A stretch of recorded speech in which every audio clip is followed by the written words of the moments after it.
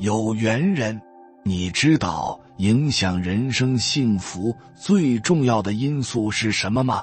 大多数人的回答可能会围绕出身、能力、努力或天赋，但你有没有想过，如果这些真的是决定性因素，为什么有些人出身优渥、家世显赫，却依然穷困潦倒，生活每况愈下？为什么有些人拼尽全力，付出无数努力，最终却总是功亏一篑？又为什么有些人天赋异禀，才华横溢，却始终无法收获理想的结果，难以成就幸福人生？事实上，我们的人生似乎被一股无形的力量所左右，这种无形的能量便是业力和福报。那么，什么是福报呢？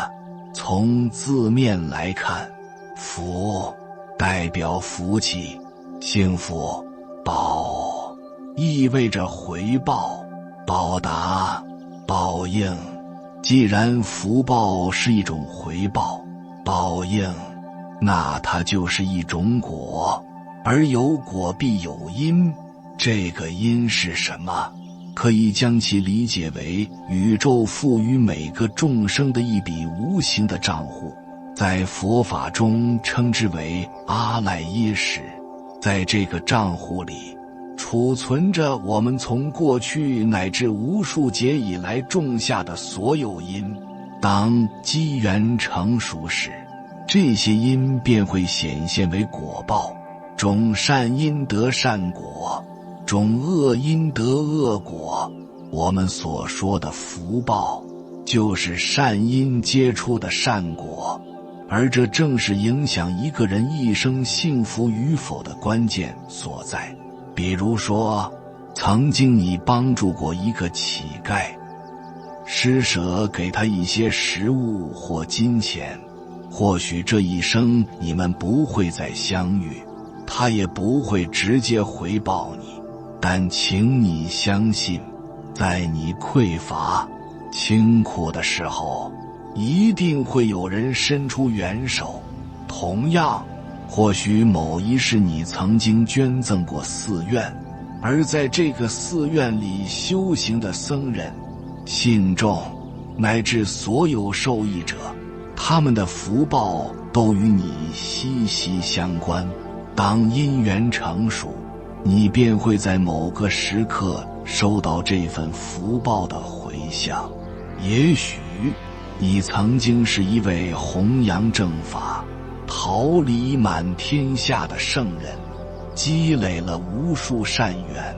当你遇到困难时，你的弟子必定会前来助你一臂之力。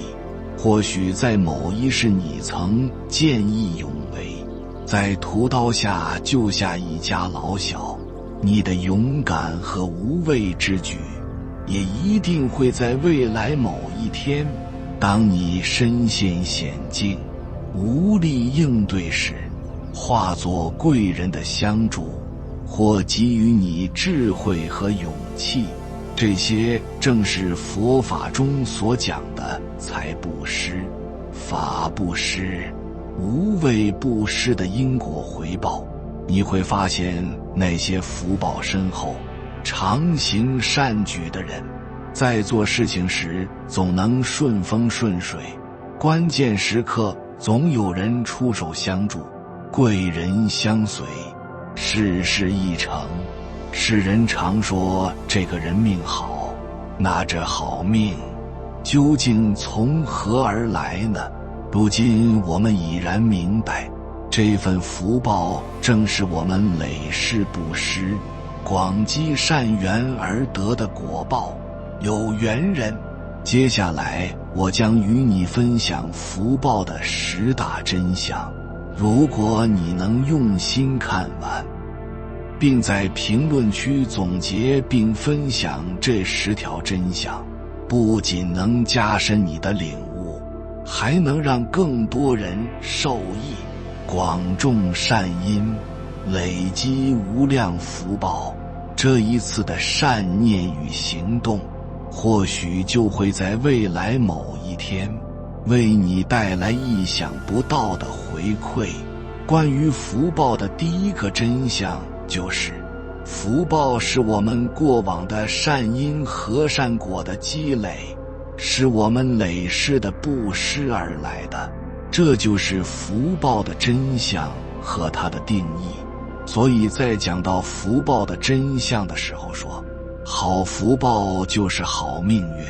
那既然福报是累世积累来的，很多人一听都很绝望，说那我的命不好，我出身不好，我到现在活得都不好。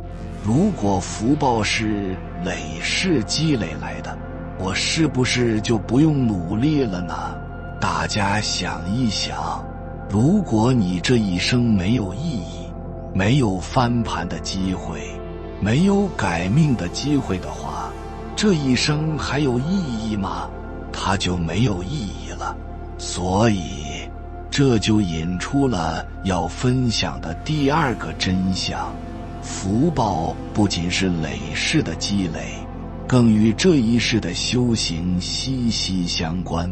那么我们累世积累的福报换来了什么呢？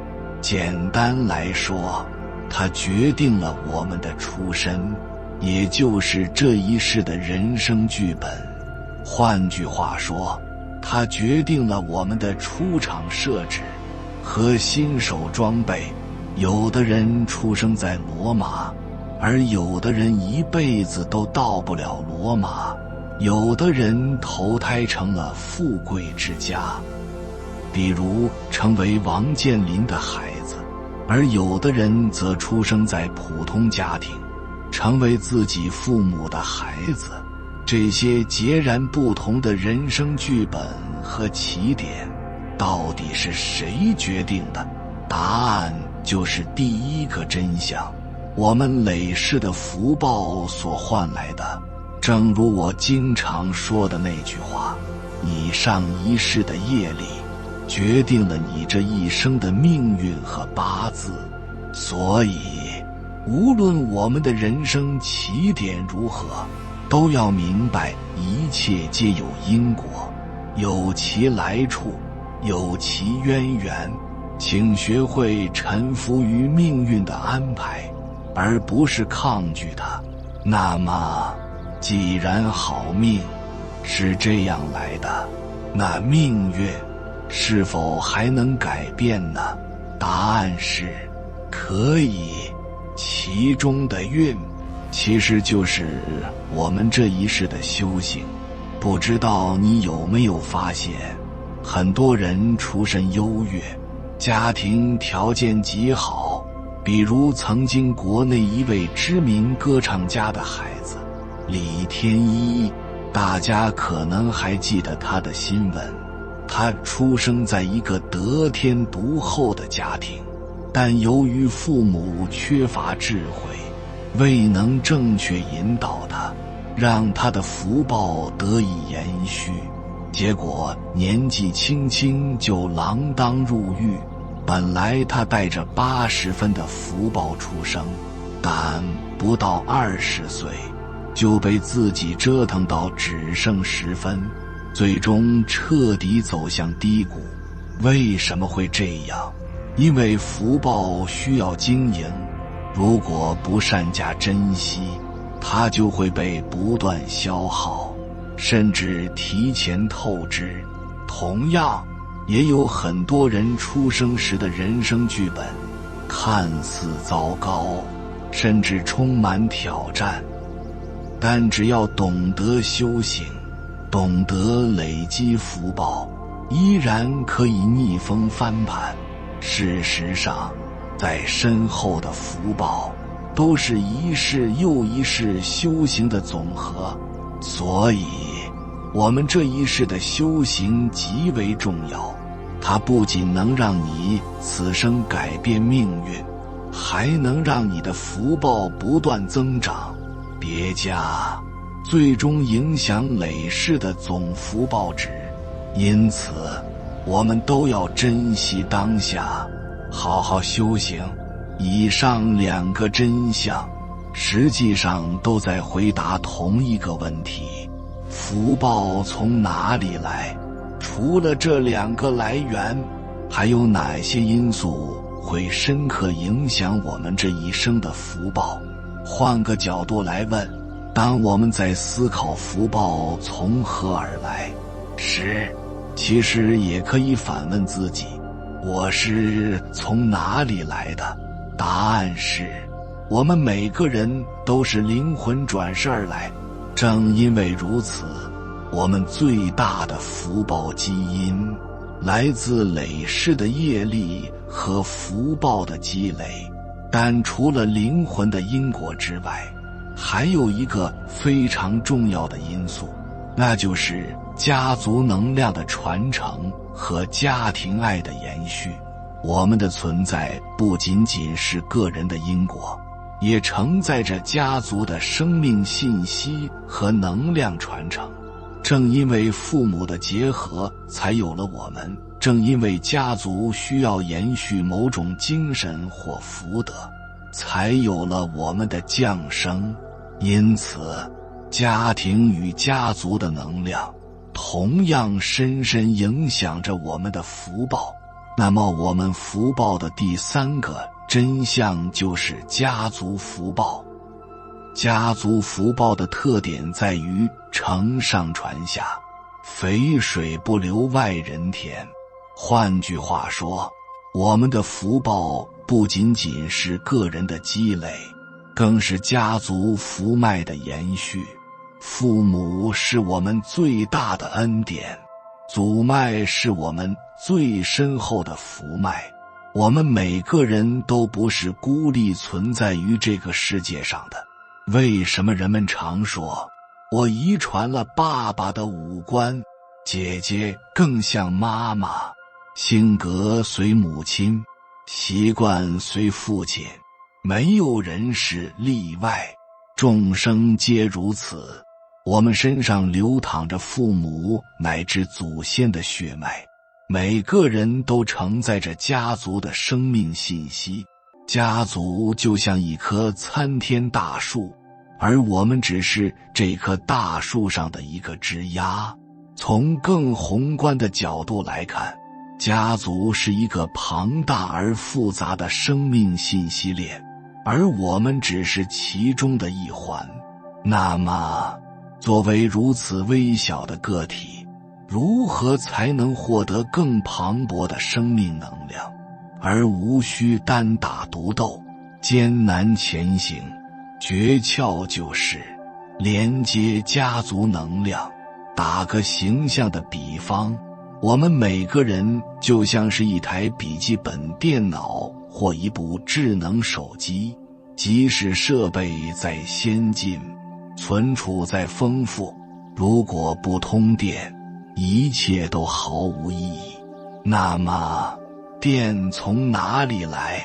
我们的父母就像插座，是我们最直接的能量连接点。我们的祖脉就像电源，蕴藏着庞大的福报和生命能量。只有当我们与父母连接，父母再与祖脉连接，这条生命能量的网络才会畅通无阻，我们的福报才会源源不断地流向自己。所以，真正的八方来财，并不在外，而是在家。你不需要站在路口盲目招财，只需要在家中感恩家人，打通家族的生命之网，你的福报自然会源源不绝，运势也会越来越旺。为什么你要对你的家人这么好？坦白说，很多人认为，一个人的成功完全取决于个人的能力、才华，或者说是自身福报的深厚。但事实上，真正的福报并不仅仅是个人的积累，而是整个家族福报的显现。你母亲的善良，你父亲的品德，你祖父母一生坚守的美好信念和家风传承，这些都是你源源不断的福报之源。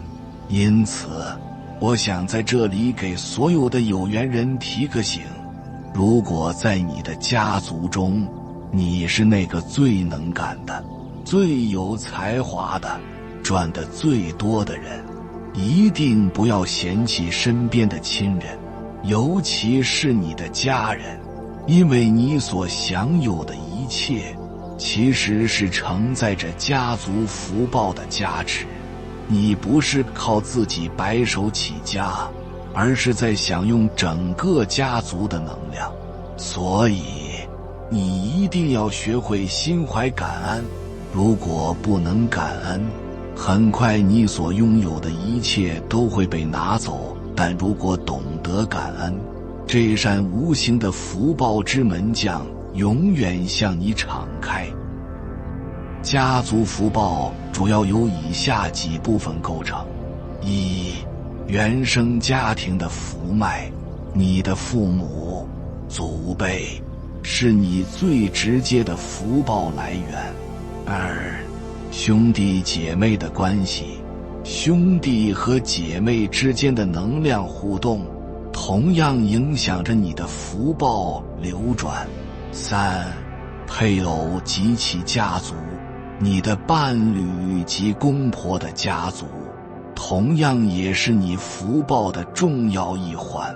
很多人会问，我和公婆的关系很差，他们只带给我苦难和折磨，从未让我感受到福报，那我为什么还要接受他们？其实问题的关键不在于他们，而在于你有没有真正接纳。你是否想过，你嫁给这个男人真的只是偶然吗？你和你的公婆成为一家人真的只是随机发生的吗？也许你的婆婆在上一世就是你的母亲，你们之间存在未解的因果，所以这一世才再次相遇。也许你曾经欠了他们什么，所以今生需要以另一种身份去偿还。我们彼此皆是冤亲债主，如何真正打开家族福报的通道？我给大家2个建议，2个关键词：一、接纳。一个懂得接纳的人，是敞开的，是放松的。当你对抗命运的安排，嫌弃你的公婆小气，埋怨你的丈夫平庸窝囊时，你是无法连接到他们家族的任何正向能量和福报的。当你愿意臣服于命运的安排，一切都会向你敞开。二、感恩。感恩当下所拥有的一切，尤其是感恩至亲的家人。为什么我们总是渴望生儿育女，希望他们将来能够发展得更好？其实，从灵魂的角度来看，我们下意识地希望来世还能投胎回到这个家族。也许你曾是孩子的母亲，而在下一世，你可能会成为他的女儿。所以，如果你现在伤害你的孩子，未来的轮回里，他可能会用同样的方式来回报你。这种彼此的伤害，会形成一个代代相传的业力闭环，永无止境。你的公婆真的没有福报吗？有些女士会抱怨，我的公婆窝囊透顶，平庸无比，甚至欠了一身债，他们哪有什么福报？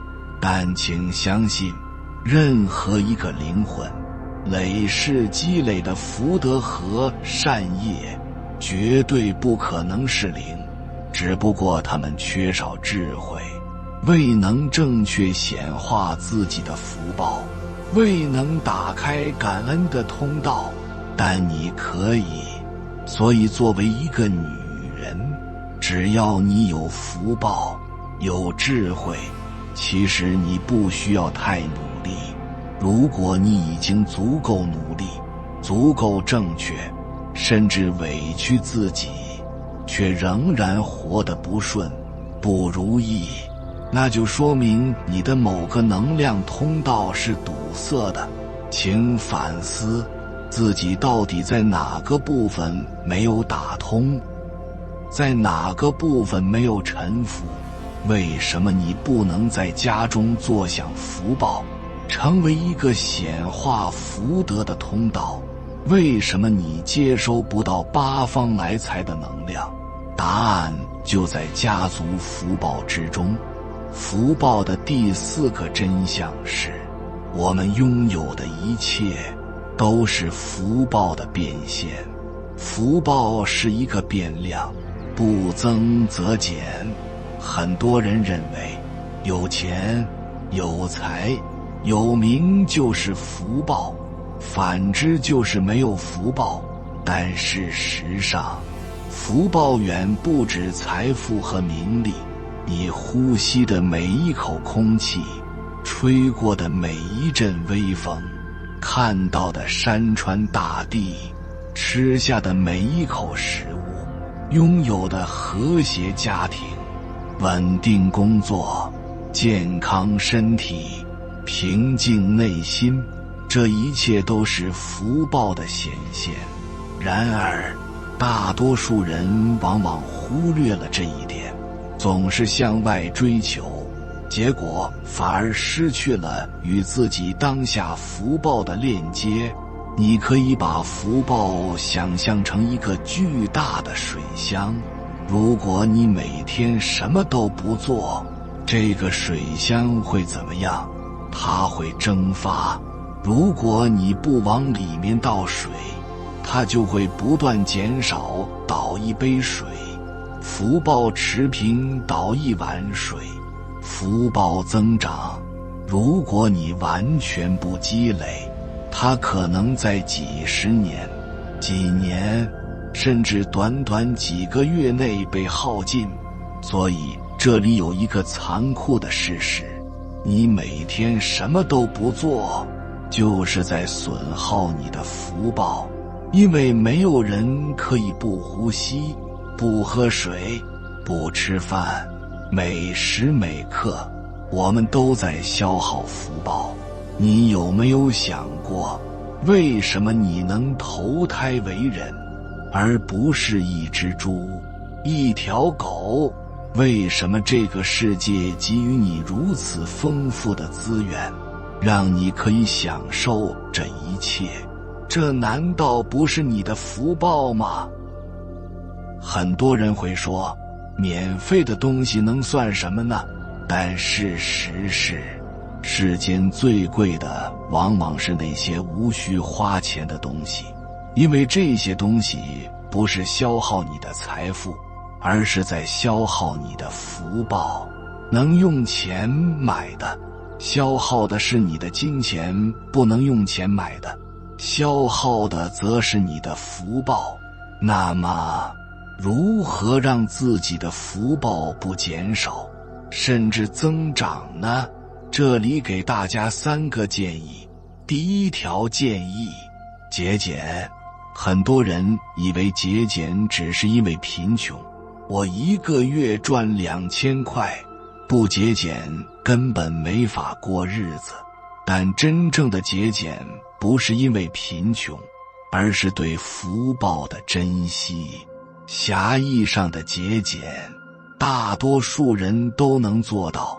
比如，我的衣服要省着穿，不能起毛球靴子，要擦的锃亮，家里的卫生纸一次能用1张，绝不用2张。但真正的节俭是对天地万物流经你的一切资源，都要省着用，省着花。比如当你在机场、商场使用免费的卫生纸时，你是怎么用的？是不是毫无节制地抽半天，从来没想过自己有没有浪费？假设这一生你只能用10000张纸，用完了就要离开，你还会这样浪费吗？福报是有数的，不增则减，它不会无穷无尽地供应你。所以请记住，一切流经你的人事物，都是你福报的显化。你拥有财富，能买很多东西，但如果浪费，这依然是在消耗福报。第2条建议，知足与感恩。如果你明白一切都是福报的变现，那么请看看你的丈夫、孩子、工作、衣食住行，是否会感到无比的知足和感恩？感恩与知足本身就是一种丰盛的能量，这种能量会吸引更多的丰盛，形成一个福报闭环。但如果你不懂得感恩，你所拥有的就会变得特别容易失去。为什么很多人说失去了才懂得珍惜？因为在拥有的时候，他们从未珍惜，也未曾与自己的福报真正连接。当你不能慈心待物，这个物品、这个人的能量便不会与你相连，最终也会离你而去。知足是天然的财富，欲望是人为的贫穷。你之所以贫穷，往往是自己制造的，与外界无关。第3条建议，利他之心。爱人即爱己，利他即是自利。当你帮助他人时，最大的受益者其实是自己，不是别人从你这里得到了什么，而是你的福报因此增长。所有的苦难都是为了唤醒你的慈悲。所以当你行善助人时，不要觉得自己吃亏了，而是要意识到你正在积累自己的福德，未来也必然受益于此。所以综上3条建议，第1条节俭之心是惜福，第2条知足感恩之心是养福，第3条利他之心是增福。所以说，虽然是福报有限，福报有尽，虽然福报是不增则减，但是我觉得我还可以，我能够通过这3条自省和觉知之心，我能够在生活中践行下去，我能够让我的福报的水箱只增不减，或者至少是持平的。所以大家经常说我这一生是白活了，大家都很自谦说我都白活了。我说白活可没那么容易，从福报的层面，从真相的层面，什么叫白活呢？你这一世你的福报持平了才叫白活。你如果造了很多的业，没有积福，你不叫白活，你叫复活。负面的活，负数的活，逼着债的活。所以为什么有的人他的灵魂会降级呢？这一世为人，下一世不能为人呢？就是因为我们这一世没有白活，我们造了很多很多的业，所以我们来到人世间。我们作为宇宙的一份子，我们是有使命的。你不能啥也不干，你总得创造点什么，奉献点什么。付出点什么，为他人为众生做一点贡献，你才不至于白来一场，白活一场。第5个真相，人生不如意，本质上是因为你的福报不够。然而许多人却执着于方法论，总是向外寻找原因。比如老公出轨了，为什么？因为他道德败坏，不够忠诚。家庭关系不和谐，为什么？因为公婆小肚鸡肠，人前一套，人后一套，人品不行，合作伙伴背叛了我，为什么？因为他品德不端，见利忘义。你有没有发现，每当问题暴露时，我们生出的情绪往往是嗔恨、傲慢、责备，认为一切都是别人的错。但真相是什么？如果你被伤害了，那是因为你过去曾种下过伤害他人的业力，如今因缘成熟，果报显现，伤害可能是别人带来的，但业一定是你自己造的。即便这个人不来伤害你，也会有另一个人来完成这个业力的兑现。所以你会发现，有些人经历了一次婚姻的不幸，被背叛，被折磨，于是选择离婚，换了一个伴侣，结果依然如此，再换一个，依然如此。为什么？因为上天最有耐心，你掉进这个坑里，爬起来后如果不清醒，不明白因果，你就会继续掉进去，直到你真正领悟。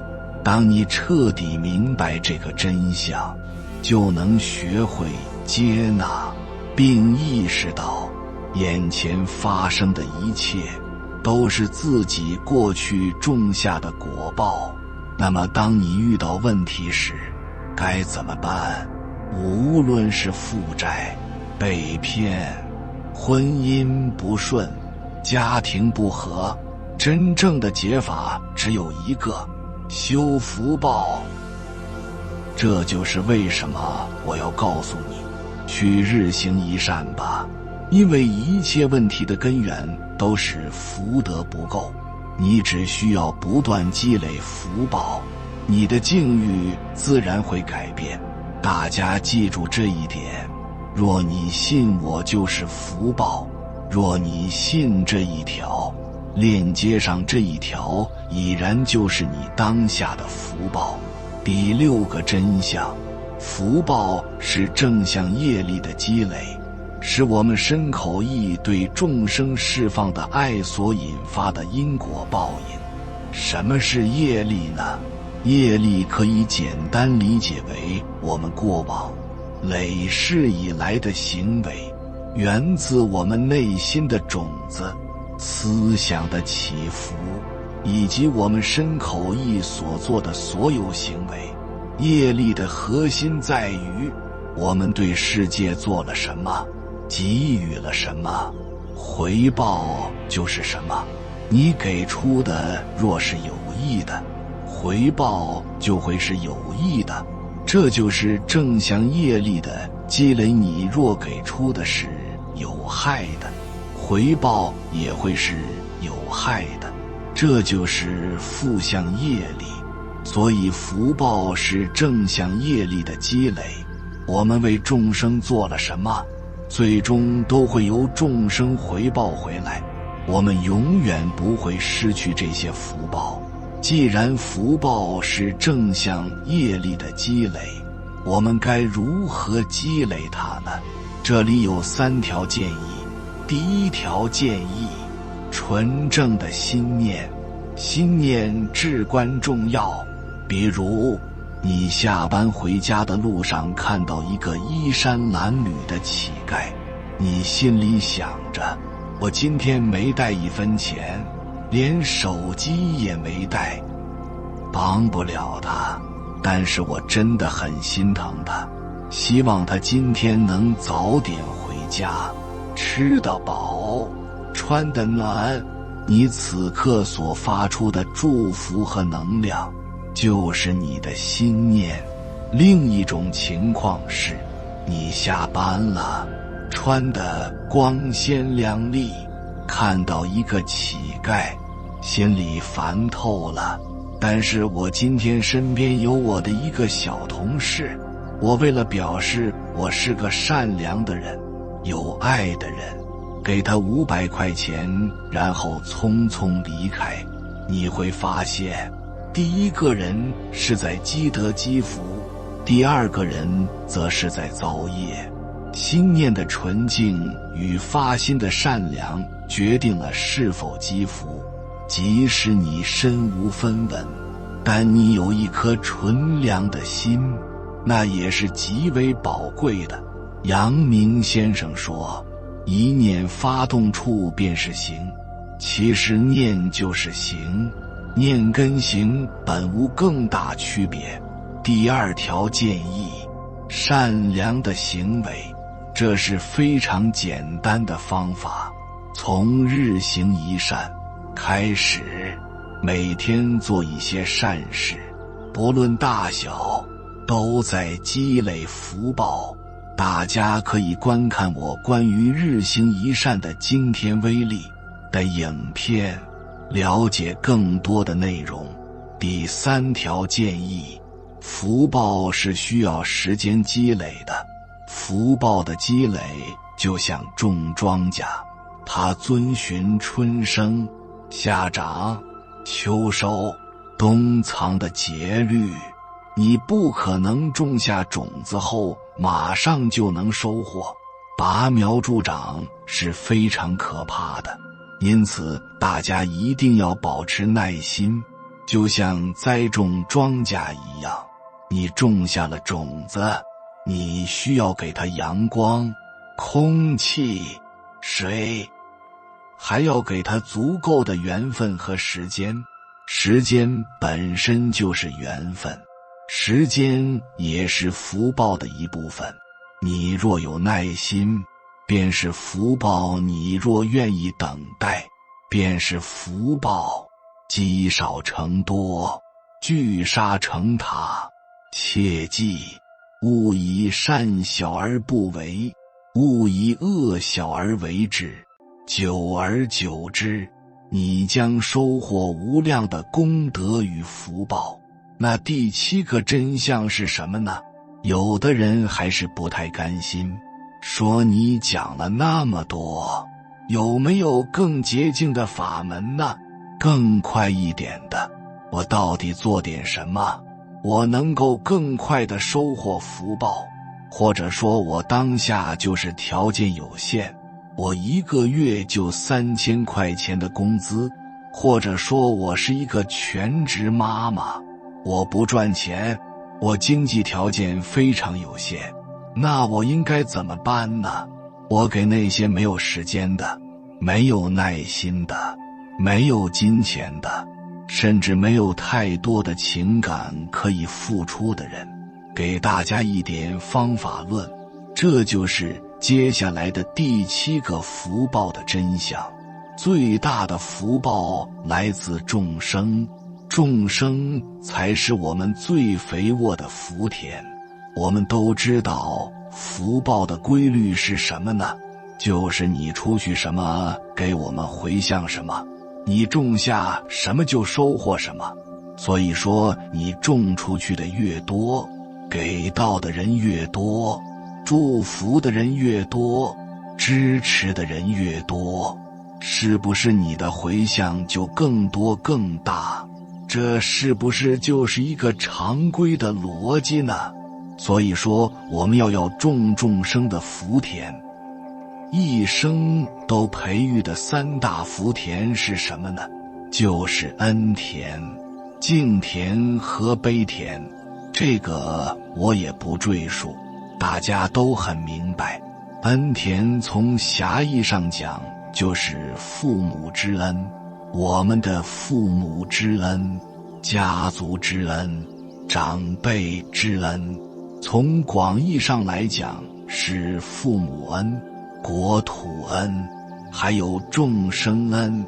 我今天讲的这3个福田都是耳熟能详的，我想给大家强化一点什么呢？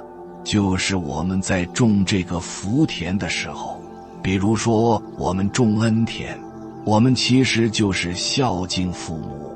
我们从窄义上讲，从广义上讲就是爱国家的名誉，然后我们好好的做一个好的公民，为国家多做贡献，为社会多多积福报。那么众生恩就是对众生都好一点，就有恩于我的众生，我都要对他好。那我们以父母为例，就是我们对父母做的所有的，我们听话不对抗，是不是也是行善呀？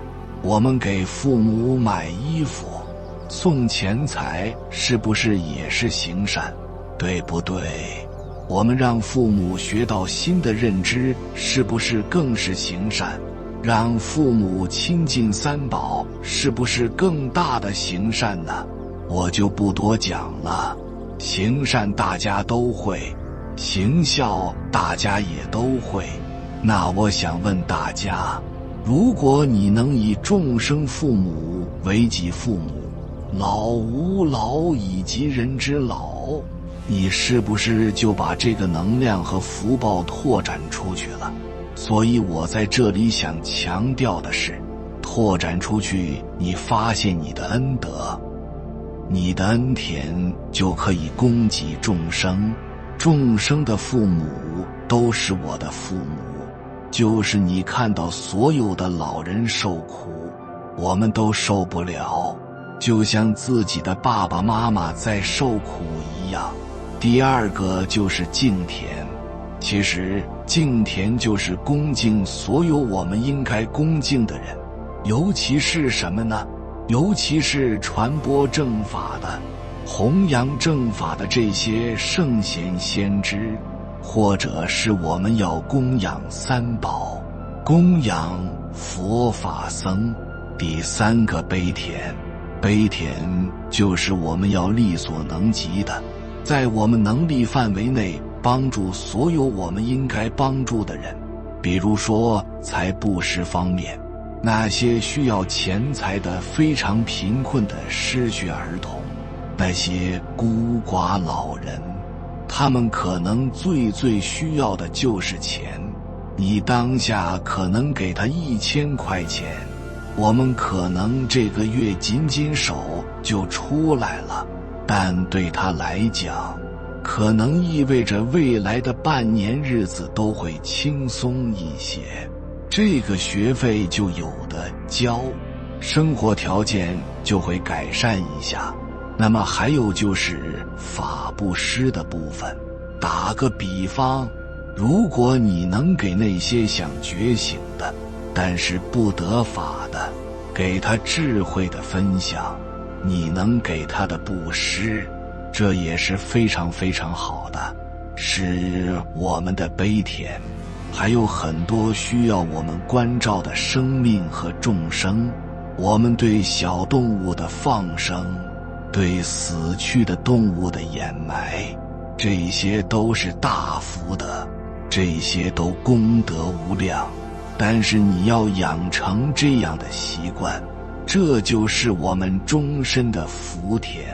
第8个福报的真相是什么呢？就是讲的福报和财富的物质关系。福报和财富间的关系是福显财，财生福。为什么会这么说呢？因为很多人对福显财是很确认的，就是所有的财富都是福报的显化。所以很多人一直都觉得说，我只要有钱就是有福报，我只要没有钱就是没有福报。而事实上，大家还有一个认知需要再确认一下，就是其实福报有两种，一是世间福，二是出世间福。什么叫世间福呢？就是你的财色名利物质显化全部都属于世间福。那什么是出世间福呢？所有的世间福，物质、财富、名利的显化是什么显化的呢？是出世间福的显化。所以你很有钱，是不是你有福呢？是有福。但你很开心，是不是很有福呢？你很开心，你更有福。因为很开心就属于出世间福，它没有显化成物质和财富，但它显化成了能量，显化成了可意会不可言传的，显化成你只能感觉不能分享的那种生命能量和状态。所以大家有没有发现，就是你想你的财富源源不断，只有一个法门，就是你要让你的出世间福越来越充盈。那好，现在我的世间福是有限的，比如说我现在有100万，我有一套房子，我有2个孩子，我有一点权利，我有一点智慧，我应该怎么办呢？我是不是应该把我当下拥有的所有的世间福，这些物质名利这些东西，能力资源这些东西用来奉献出去，利益众生，转化成出世间福，是不是这样的？所以只要你在源源不断的积累福报，你会愁你的物质世界没有显化吗？所以我在这里送给大家一句话，非常重要，大家要把它记下来，就是所有的福报的显化都是我们利益众生的工具。为什么呢？因为只有利益众生，才能不停地让你积累你的出世间福，而这个出世间福就是我们的虚拟账户里的那个福报，而这个出世间福就是那个万般带不走，唯有业随身的那个，随着你的正向的业力和福报，那个东西才是最究竟的。有它你不怕你的生活窘困，你不怕你没有物质，不怕你没有智慧，一切都会有的，那个才是究竟的。所以世间福和出世间福，它俩最好的关系就是我刚才讲的福显财，财生福。你的财富如果不用来生长出更多的福报，那么你的财富最终会被收走，或者说你的财富最多就是在消耗你的福报，你没有因为有更多的财富而增长你的福报，这是一个非常究竟的真相。第9个真相就是我们今天的副标题，福慧双修，自在圆满。其实你会发现，有福报的人也必有智慧，有福报久了，积累的久了，必然有智慧。如果你有福报，且按我上面刚才说的这些去践行，你也必然会践行出智慧。所以既然讲到福慧双修了，我问大家，只有福报就够了吗？只有福报不够。为什么呢？我们刚才讲的天一是吧，我们前2年那个明星，那个男孩子很帅气，最后因为做了一些不正向的引领和行为，最终也是进了小黑屋了，对不对？其实都是因为他们只有福报，但没有智慧。很多人很有钱，但是他就过得不幸福，这些都是只有福报没有智慧的表现。我给大家打一个生活中最简单的比方，你有一个500万的存款，你的亲戚找你借钱，而你这个亲戚是个赌徒，是把他的钱都赌光了，你要不要借？大家不要觉得这个问题太傻了吧，太幼稚了吧？大家说要不要给呢？如果给了，让他继续去赌，其实等于我变相的造业。但是你有智慧，你才能看到，我帮了你，其实是在害你。我看上去在积福，其实是在造业。但是如果你没有智慧的加持，你是看不到的。所以很多人的财富就这么溜走了，又是被骗走了，又是被借走了不还，又是因为弟弟赌，又是因为老公不务正业。大家明白了吧？皆因我们的福德和智慧不够带来的。第10条真相就是，不为积财，不为积福，才是真积福。不着相布施，才是真布施。我非常喜欢的一句话，大家应该也都听过，而且应该也都非常喜欢，就是所有的爱不到慈悲的境界，都是化了妆的欲望。如果说我们帮一个人是有目的的帮，我们善良是有目的的善良，那都是假帮忙和假善良。你不但不会有福报，你可能还造了很多的业，因为这是满足你的虚荣，满足你自己的私欲。我给大家在这里分享一个小故事，一个小沙弥救蚂蚁的故事。曾经有一个修为很高的大和尚，他已经证得果位了。他有一天在入定的时候，他观察到跟随他的小沙弥还有7天的寿命就终结了。他就跟那个小沙弥说，我放你8天假吧，你回家陪陪你老妈，你已经好久没回去了，第8天你再回来。这个小沙弥就回家去省亲了，看他的老母亲。然后他在回去的路上过一条小河，河水的岸边有水浸湿了一个蚂蚁的窝，那个水就冲到蚂蚁的窝里来。他心生悲悯，把他的袈裟挡在了蚂蚁窝的外面，并且用小竹枝搭了一些小桥梁，让蚂蚁求生。这些蚂蚁因此而得以求生。然后第8天他就兴高采烈地回来见师傅了。他师傅就说，不对，我这还从来没有失误过，咋他活着回来了呢？因为其实本来放他8天假，就是想让他善终在家里，结果这个小和尚就回来了。师傅入定之后观察发现，原来小和尚救了几千只蚂蚁。这个想告诉大家的真相是什么呢？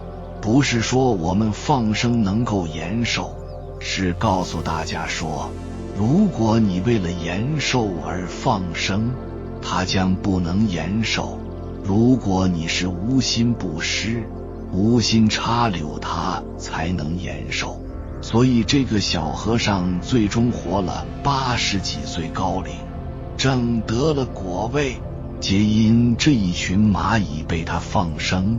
借此告诉大家，如果你做公益是为了名声，如果你帮人是为了回报，如果你善良是为了被众生看得见，这些都不究竟，而且这些都决然不会跟你有半毛钱的福德的关系。其实佛陀他是不屑于传播这些所谓的世俗的福报观的，但是无奈我们当下这个时代，人类必须得有奖励，才会被刺激去做一些看上去损己的事情。佛陀为了真正的度众生，他不得不真性地俯下身来，把所有的这些大智慧正法用通俗易懂的世间法的方式分享给大家。所以有了福报观，我们能听闻这些正法都是我们的福报，所以要往正道上修，而不要把自己修偏了。最后我以一个小故事结束今天的分享，说2500年前摩罗跟佛陀相遇了。摩罗跟佛陀说，我将摧毁你的教法。佛陀说，你凭什么摧毁我的教法呢？我现在我的庙宇遍布世界各地，穿着袈裟的弟子就像森林里的树木一样林立。摩罗说，我要用2500年的时间摧毁你的教和法，我的魔法魔孙将披上你的袈裟，进入你的寺庙，传播我的魔法，然后来消灭你的这些僧徒。哪里有你，哪里就有我。